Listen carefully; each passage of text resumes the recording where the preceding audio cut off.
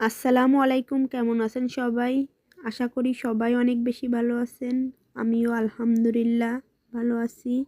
তো আজকে আমি একটা বেগুনির রেসিপি শেয়ার করব আপনাদের সাথে মাটির চুলায়।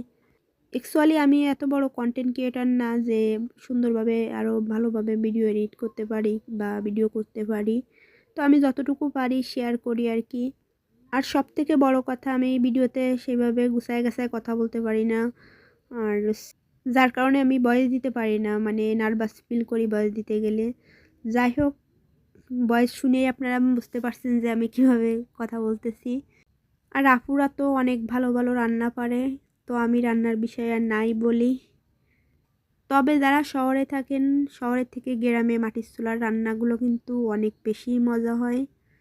আমি এখানে বেগুন ভাজি করার জন্য পেঁয়াজ, রসুন, জিরা বাটা অ্যাড করছিলাম আর লবণ, হলুদ এগুলো দিয়ে আর কি ভালোভাবে মাখিয়ে তারপরে তেল দিয়ে কড়াইতে এভাবে ভাজি করতেছি। ভাজির কালারটা কিন্তু খুবই সুন্দর আসছিল আর খাইতেও কিন্তু অনেক মজা হয়েছিল।